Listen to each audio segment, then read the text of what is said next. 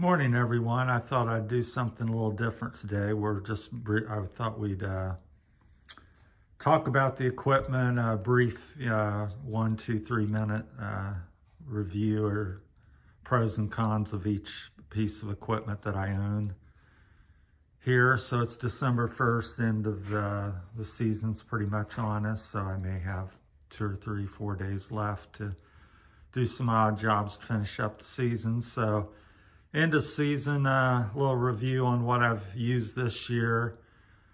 And we'll get started. So the Aaron's, I have an Aaron's snow thrower, 32 inch. So the season's coming up for that. The controls are really good on it, like the heated grips. It's the Aaron's 32 inch Pro. So pretty happy with that. I think the belts are a little undersized. I've used 3 or 4 of these or more of these snow throwers, 36, 32 inch. Motor's good, power's good. I usually lube spray WD-40 or some lubricant on the chute and stuff inside the chute, and that's a little tip for y'all.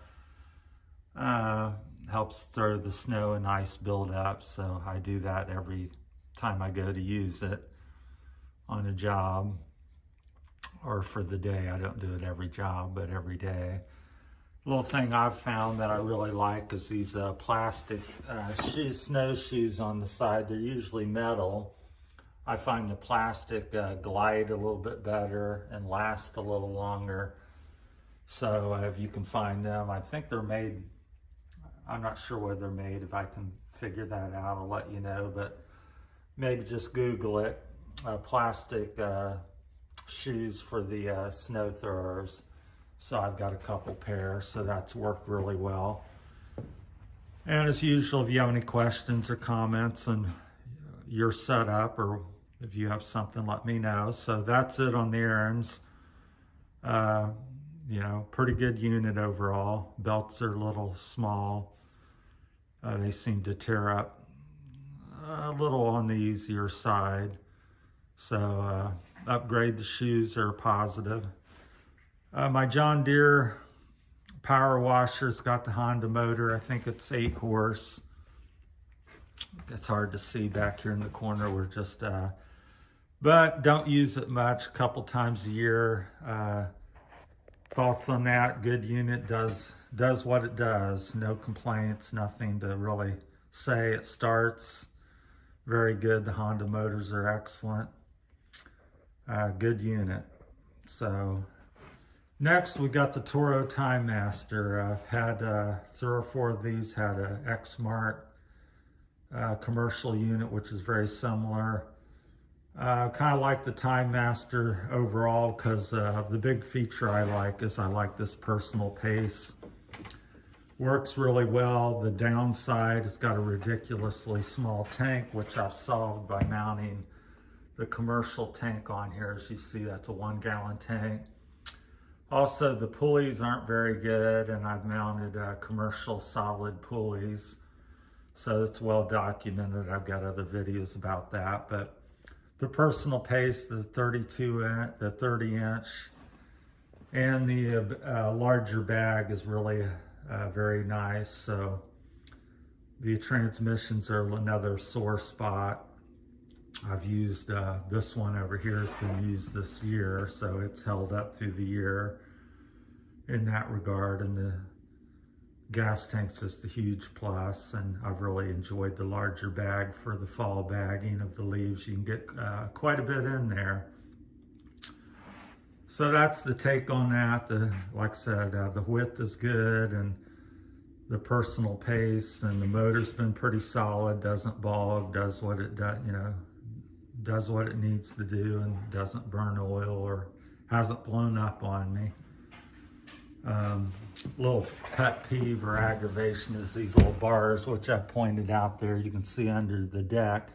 That seems to catch on everything. If you got a low spot in the yard or a root, I don't know if they structurally do something or are supposed to protect the deck, but if I was going to continue, I would cut them off, or at least consider that, because they just aggravate you and hang up on things.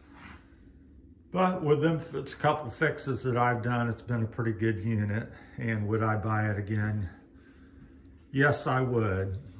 So I think with the upgrades, I think I got near $2,000 in them, because it's $100 some for the gas tank and probably another 130 or something for the pulleys. And it's turned it into a workable unit with them 2 upgrades. My Anderson spreader I have, it's been good. It's mostly stainless steel, so that's good. Keeps it from rusting. The hopper's been pretty good. Pretty good unit. My only complaint, I wish the handles were a little, they're kind of out and slightly down, but I'd like to see them more down and maybe extended, adjustable, where you know, I'm 6'4", so I think if you're under, you know, 6 foot or something, 5'5" to 6 foot, it's maybe a much better unit. But I don't like the way the handles are placed like that. I wish they were angled down more, a couple more inches or something, be more comfortable, and then a little longer handle or something adjustable. But overall, it's been pretty good. They're pretty pricey. I think I gave $700-ish for this unit, and that was probably 8 years ago. So that's it on that. So over here we got the Billy Goat with the 13 horsepower Honda. So this is one of their, I think it's the second biggest push model in their line. And it's pretty good, very powerful. The motor's great. My complaints with that, it's a little tipsy because it's got a narrow wheelbase and then only 3 wheels. And so on uneven ground or any type of hillside, it wants to tip over relatively easy, high center of gravity. I've cut the chute a little bit to make the opening bigger, because I like how that blows larger piles of leaves, and it seems to keep it whipped from the wind, whipping it back on me as much. So it works pretty good. So that's a little modification I did. I opened up the tube there. So good unit. Other than that, just a bit tipsy, and it's low to the ground up here, the frame. I don't know if you can see it, but under there, I think you got 1.5 inches, maybe 2 inches. And that tends to catch on the lawn if it's a low spot or root or whatever. So that's some issues I've had with that. So tipsy and a little low to the ground on the frame. Motor's great, the power's great. Like it, I'd buy it again. Over here we'll go to jump to the wheelbarrow. A.M. Leonard 6 cubic feet or whatever it is. Yeah, feet. I don't know if you can see that there. Excellent wheelbarrow, love the plastic. It's very durable, handles are pretty good. Pretty good unit. I think they're about $250, $300 range. Fairly light, you can pick them up, so that's the feature I like the most, is it's a lot lighter than a steel one. So that's about all I can say about that. Here we have the Ferris. I'm still using the walk behind. I know I'm a dinosaur in the mower department, but like the walk behinds. I'm a solo. Got a 52-inch Ferris with the Vanguard 28 EFI motor. Love that. It's really extremely powerful and pulls your butt around. It's excellent. This also has the oil guard here system, and that's just excellent. Can't say enough. I think that should be on every mower personally. Helps, you know, plenty of lubrication, because you have like 4 quarts instead of 1 or maybe 2, and also aids in cooling the motor. It's like an oil cooler essentially. And so you're almost never going to run out of oil. Now I've got a sulky on here. This is the Pro sulky. Really like it. it stays in one one spot. It doesn't turn left or right, but the wheels pivot, as you can see here. So I've got 3 of them, been very happy with them. Controls are very friendly and easy on the hands. So it's got the central controls, I think they call it hand grip. So like it, it's worked real well. It's got the bigger tires. I think they're 20-inch rear tires. So it's a modern day. Most of the manufacturers have done not much of anything with the walk behinds, but Ferris is one that's, you know, kept it updated and current. It's got a big motor. They've modernized it. So excellent mower. There's nothing that I can't cut with it, you know, on any type of slope. That's what I have it for. Is I'm solo, so I need a machine that can cut around a pond, a steep embankment, wet grass, rooted. It just goes everywhere. And a lot of the other units that I've tried, the stand-ons and zero turns and stuff, there's always a spot where you feel like you're going to die on it somewhere. I see guys really, you know, do amazing things with them, but they make me uncomfortable in certain spots. And being solo, I just rather have a machine that I feel comfortable on and can, you know, being solo, I don't want to have 2, 3, 20,000, you know, $10,000 machines to do a job. I just whip this out, and it's, you know, does everything decently and in a timely manner. So that's my take on that. I wish they had more anti-scalp rollers. There's one here, but they have none on the other side. So I think they could improve that. So on this side, there's none, which doesn't make sense. You'd think there'd be something. So there's one on that side and one on the front. There might be something underneath, but there's nothing over here. So it's not a huge issue, but something to think about. Over here, we have the steel hedge trimmer, gas-powered HS 82T. Been really happy, been using them for about 10 plus years or more. You know, not too much. Still has a lot of their equipment I have already been using. I use a lot of Stihl equipment, but they've been, you know, suffering from vapor lock. When it gets 85, 95 degrees and humid in the summertime, so it's been an issue for me with most of their equipment. So it's an ongoing problem. Other than that, I like it and would use it again. So that's that. I've got a couple of them and been using that model, like I said, for about 10 plus years. So I think that's a 32-inch or something bar on it. So no complaints, buy it again. Over here we have a Echo, the big boy, baddest blower on the market as far as power, in my opinion. What I do like is the power.